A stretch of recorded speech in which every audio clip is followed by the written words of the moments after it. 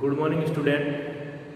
Class BEd second year विज्ञान शिक्षण का शिक्षण शास्त्र, जिसमें हम आज यूनिट फर्स्ट पाठ्यक्रम और पाठ्य वस्तुएं या पाठ्य पुस्तकें, पाठ्यक्रम और पाठ्य पुस्तकों का अध्ययन करेंगे, जिसमें हमारा आज का टॉपिक रहेगा पाठ्यक्रम है उसका अर्थ है उसकी परिभाषा है। ये टॉपिक साइंस के सारे सब्जेक्ट में लगेगा, physics, chemistry, bio, general science और जनरल साइंस और बायो और फिजिक्स और केमिस्ट्री में सब में लगेगा। तो आज का सब्जेक्ट हमारा रहेगा फिजिक्स के लिए, फिजिक्स और केमिस्ट्री के लिए, ठीक है, पाठ्यक्रम के लिए। तो पाठ्यक्रम क्या होता है और क्यों बनाया जाता है?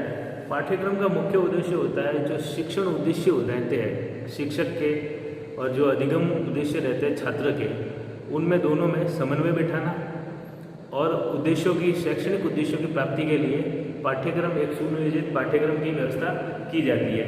तो पाठ्यक्रम विद्यालय शिक्षण और उच्च शिक्षण में सब में ही उपयोगी साबित होता है।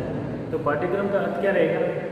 पाठ्यक्रम एक शिक्षण, सर्वप्रथम शिक्षण कैसी व्यवस्था है? शिक्षण एक त्रिध्रुवीय व्यवस्था है, ठीक है, जिसमें 3 ध्रुव होंगे। पहला होगा बालक, ठीक है, दूसरा होगा शिक्षक और थर्ड जो ध्रुव होता है या थर्ड जो पोल होता है वो होता है पाठ्यक्रम, ठीक है। तो एक त्रिव्यवस्था हमें शिक्षण कार्य और अधिगम, शिक्षण अधिगम प्रक्रिया में देखने को मिलती है, जिसमें सबसे ऊपर रखा जाएगा बालक को, बालक केंद्रित शिक्षा के तहत, फिर शिक्षक आएगा और थर्ड जो इम्पोर्टेंट पार्ट आएगा वो पाठ्यक्रम आएगा। इसका मतलब शिक्षण अधिगम प्रक्रिया में पाठ्यक्रम का बहुत ही महत्वपूर्ण स्थान है, क्योंकि पाठ्यक्रम नहीं होगा तो बालक और शिक्षक के बीच जो समन्वय कार्य नहीं होगा, और समन्वय कार्य इन तीनों में समन्वय बिठाने का कार्य कौन करता है? पाठ्यक्रम करता है, ठीक है।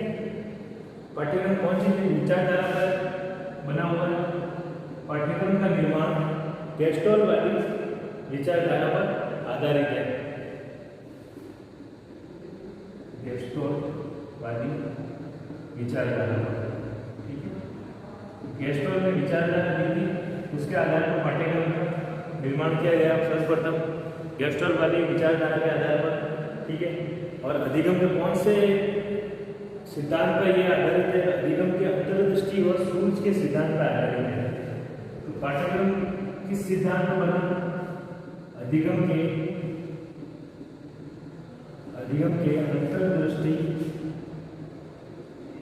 अंतर्दृष्टि तथा सूझ के सिद्धांत पर, सूझ के सिद्धांत। अधिगम का जो अंतर्दृष्टि और सूझ का सिद्धांत है, उस पे पाठ्यक्रम की नींव रखी गई और पाठ्यक्रम का निर्माण किया गया, ठीक है। अब पाठ्यक्रम का शाब्दिक अर्थ क्या होगा?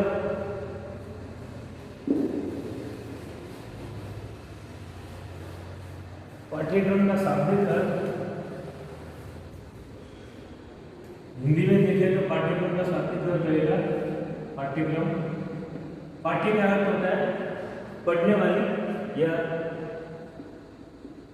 पढ़ने वाली वस्तु है या पढ़ाई में जो उपयोगी वस्तु है, और क्रम का अर्थ होता है एक व्यवस्था, नियमित व्यवस्था।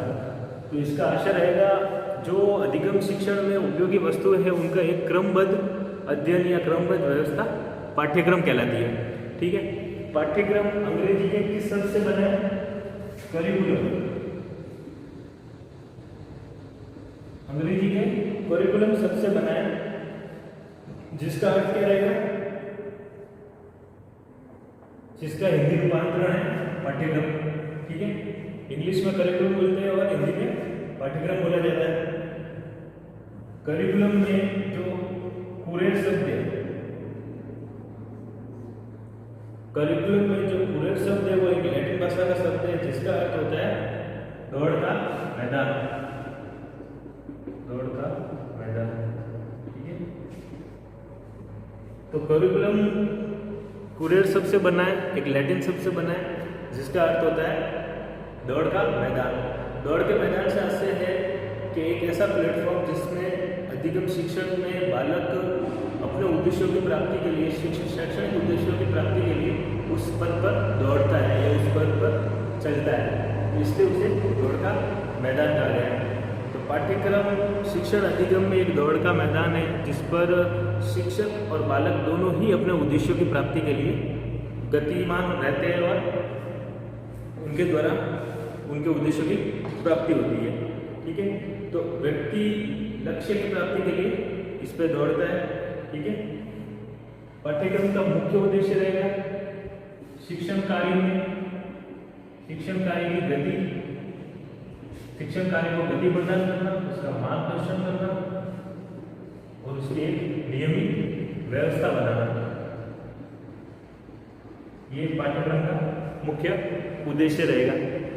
क्या उद्देश्य रहेगा कि शिक्षण कार्य में गति प्रदान करना, ठीक है, उसका मार्गदर्शन करना शिक्षक की सहायता करना और शिक्षक की नियमित जो भी कार्यक्रम रहता है एक शिक्षण अधिगम प्रक्रिया में बालक और शिक्षकों द्वारा उसका नियमन करना।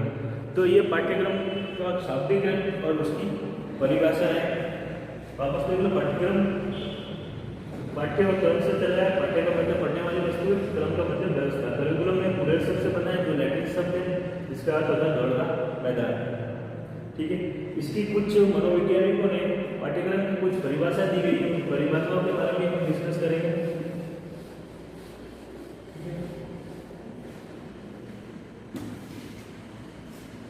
पाठ्यक्रम से रिलेटेड परिभाषा।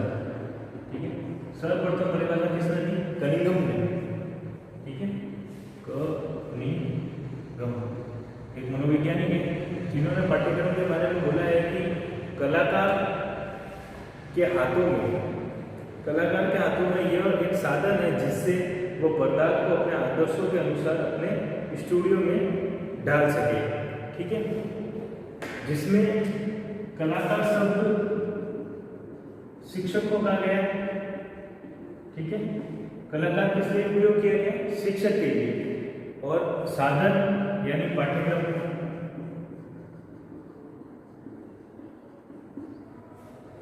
के लिए उपयोग किया गया पदार्थ शिक्षार्थी या छात्र, पदार्थ छात्रों के लिए उपयुक्त आया।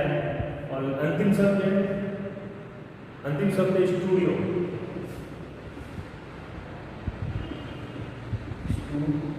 स्टूडियो शब्द आया है विद्यालय के लिए। ठीक है, तो कनिंघम ने कहा है कि शिक्षक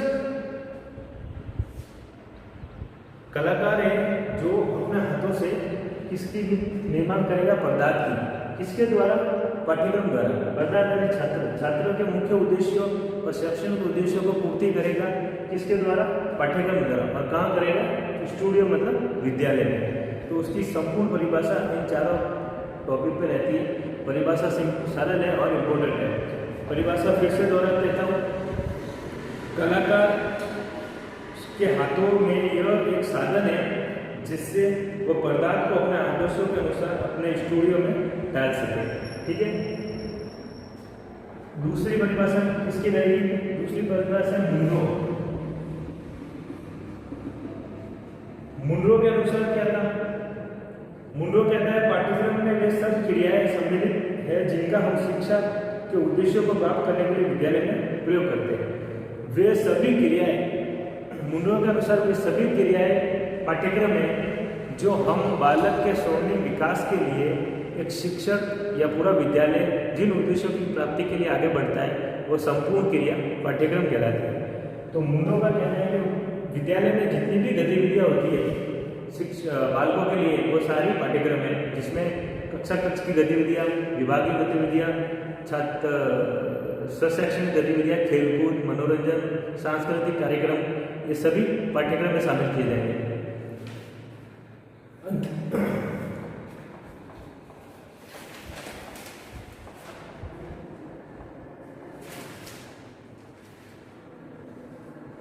अगली परिभाषा है फ्रोबेल। थर्ड परिभाषा दी थी फ्रोबेल ने। फ्रोबेल ने पाठ्यक्रम के लिए क्या किया गया? पाठ्यक्रम को मानव जाति कि संपूर्ण ज्ञान तथा अनुभव का सार समझना चाहिए। पाठ्यक्रम फ्रोबेन ने कहा कि पाठ्यक्रम में संपूर्ण मानव जाति को उसने सम्मिलित किया। उसने न सिर्फ विद्यालय को फोकस नहीं किया, उसने बाहर के आवरण को, सामाजिक और वातावरणीय आवरण को भी शामिल किया गया, सामाजिक स्तर को भी शामिल किया गया। तो उसके अनुसार संपूर्ण मानव जाति के जो उद्देश्य रहते हैं या जो ज्ञान है या अनुभव को शामिल किया जाना चाहिए या उनके सार को कहते हैं। मुंडो के अनुसार पाठ्यक्रम को मानव जाति के ज्ञान व अनुभव के सार को कहा जाता है। जो भी मानव जाति या सामाजिक स्तर पर बच्चा जो भी ज्ञान या अनुभव प्राप्त करता है वो एक पाठ्यक्रम है। ठीक है, तो फ्रोबेन की सिंपल परिभाषा है, इसने वातावरण ज्ञान को भी पाठ्य पुस्तकों में शामिल किया गया। फोर्थ है थॉर्नडाइक, बहुत ही इंपॉर्टेंट है थॉर्नडाइक की परिभाषा। मनोविज्ञान में थॉर्नडाइक का बहुत ही इंपॉर्टेंट रोल है। थॉर्नडाइक मनोविज्ञानी है जिसने गेस्टल वाली परिभाषा दी है। थॉर्नडाइक का कहना है कि किसी भी अंग को केवल इसलिए नहीं पढ़ाया जाए कि उसका कुछ नियमित मूल्य है, बल्कि सभी अंगों को इस तरह पढ़ाया जाए कि उनके द्वारा नियमित मूल्य की प्राप्ति हो सके। थॉर्नडाइक का कुल मिला के ये कहना था कि किसी भी चीज़ को पाठ्यक्रम या कक्षा में इसलिए नहीं पढ़ाना चाहिए कि वो कुछ मूल्य रखता हो या उसका कोई नैतिक मूल्य या उसका कोई उद्देश्य है, बल्कि इसलिए पढ़ाना चाहिए कि उससे छात्रों में कुछ नैतिक मूल्य डेवलप हो सके और उनके उद्देश्यों की प्राप्ति हो सके। ठीक है, कोई भी चीज़ हम इसलिए नहीं पढ़ाते हैं कि वो एक इम्पोर्टेंट है। शॉर्ट एंड स्वीट देखा जाए तो थॉर्नडाइक ने कहा कि इसलिए ना पढ़ाओ कि वो चीज़ इम्पोर्टेंट, इसलिए पढ़ाओ कि उसको पढ़कर बच्चा अपने आप में इम्पोर्टेंट हो जाए या बच्चा का शारीरिक, मानसिक और विकास हो सके। तो ये 4 तरह की परिभाषा है, फ्रोबेन, थॉर्नडाइक और कनिंघम और मुंडो। ये चारों ने अपने पाठ्यक्रम के लिए कुछ परिभाषा प्रस्तुत की है और पाठ्यक्रम का अर्थ और परिभाषा समझाया गया है। तो आज का टॉपिक हमारे लिए इतना ही। ये कॉमन टॉपिक है जिसमें सब विज्ञान शिक्षण के सभी विषय सम्मिलित है, सब में ये चीज़ें कॉमन होती है। ठीक है, तो अगला चैप्टर हम कल पढ़ेंगे, विशेषताएं, पाठ्यक्रम की विशेषताएं, उद्देश्य, उनको हम कल अध्ययन करेंगे।